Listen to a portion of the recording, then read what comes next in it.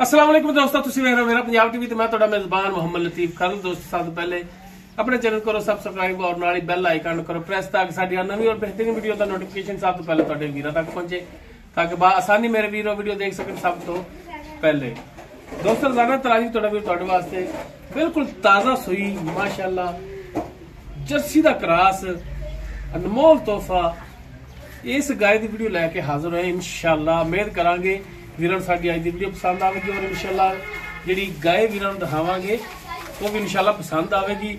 बिल्कुल ताजा सूई और माशाअल्लाह डबल फायदा इसदा है कि पिछे जिहड़ा वच्छी और वच्छी भी माशाअल्लाह क्रॉस दे विच है। लोकेशन साडी तहसील आरीवाला, जिला पाकपतन शरीफ। आरीवाला तकरीबन 6 तो 7 किलोमीटर के फासले ते असीं इस टाइम मौजूद हाँ। गाय वीरां नूं दिखाने आ, बाकी गल्लां जिहड़ियां ओह करांगे मालकां नाल। ते जनाब कराओ हो जी कैमरे की नजर, तसल्लियां कराओ जी। दोस्तों, मुकम्मल गाय का कद वीरां दे सामने, वीर खुद भी नस्ल जात का अंदाजा ला सकते हैं।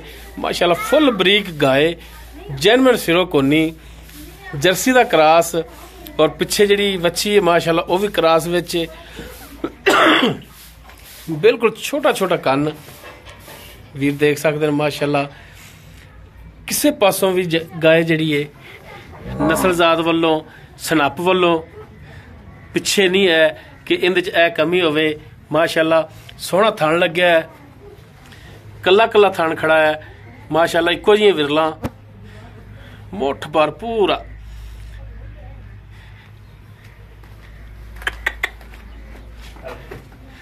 ऐसे जनाब माड़ा इधर कढ़िया जे पार नूं चार फिर तसलियां करावांगे गाय दियां, ताकि हर एंगल तो वीर जानवर देखण।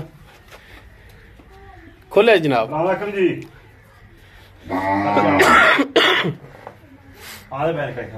खोलिया जी गाय इनू कर लो जी।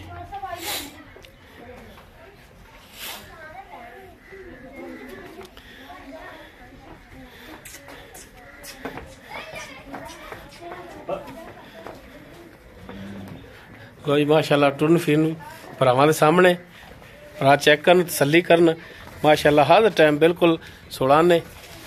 लो जी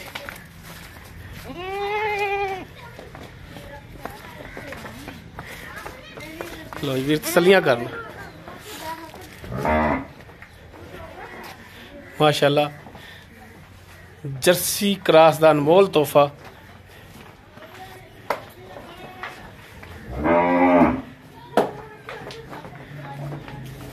बाकी डिटेल इसकी वो लांगे मालकां तो किनवा सुबह सुई है, किन्ने दिन होए या की हिसाब किताब है।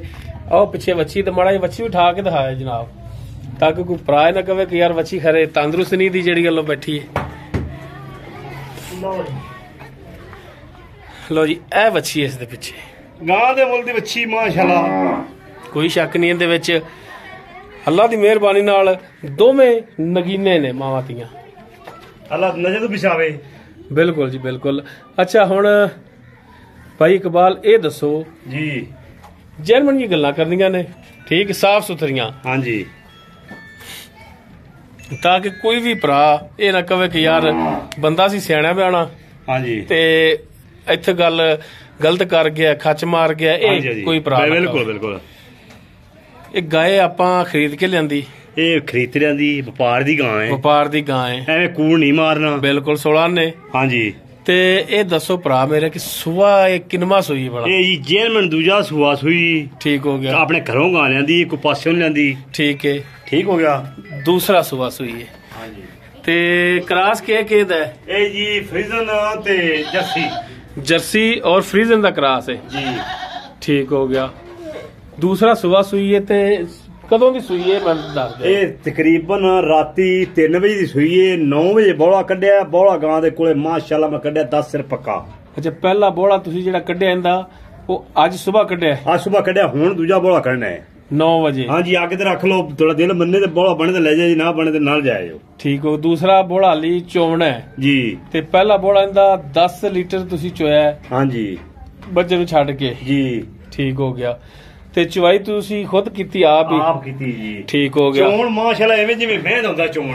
मोटी और पोली चुवाई मोटी एडी मोटी चोण आवेगी अंगूठे कुड़ी जिड्डी। हाँ जी। और ये नहीं कि बार बार आवेगी ना, एक बार पसमेगी, दूसरी बार गां छट्टा ना पावेगी, थार ना पावेगी। ठीक है, ये तो माशाल्लाह जानवर का जिहड़ा ना एक हाँ असूल एक पसमा एक होना चाहिए। हाँ जी ठीक हो गया। अच्छा हुण ये दसो इकबाल भाई कि आपां हुण कोई भी भरा ਉਹਨੂੰ ਗਾਰੰਟੀ ਦੇ ਸਕਨੇ ਥਣਾ ਦੀ तो ਕੋਈ ਛੱਟਾ ਫਾਰ छट्टा फवारा गंढ मनोड़ी वाधा घाटा अपने को दो डंग चोत ले जावना। ठीक हो गया ना चोण दी यार उत्थे वापस करा दे।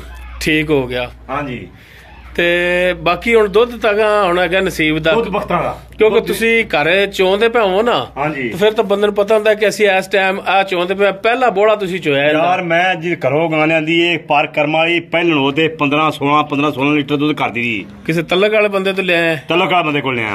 ਠੀਕ ਹੋ ਗਿਆ, ਯਾਨੀ ਕਿ ਪਹਿਲੇ ਸੋ ਵੈਸੇ ਵੀ ਮੂੰਹ ਤੇ ਪੈਂਦਾ ਹੈ, ਇੰਨਾ ਤਾਂ 15-16 ਪਹਿਲਣਾ ਕਰਦੀਆਂ ਨੇ ਹੁਣ। ਤੂੰ ਵੇਖੀ ਗਾ ਮੇਰੇ ਪੱਠੇ ਕੇ ਜਿਹਨੇ ਨਾ ਸੁੱਕੀ ਛੇਲ ਪਾਈ ਪਈ। ਹਾਂ ਤੇ ਕਰਮਾ ਜੀ ਇਹ ਜਿਹਨੇ ਇਹਨੂੰ ਵੰਡਾ ਛੰਡਾ ਪਿਆ ਤੇ ਗਾਂ ਦੱਸੇਗੀ ਆਪਦੇ ਆਪ ਵੀ ਵਾਕਿਆ ਮੈਂ ਗਾਂ।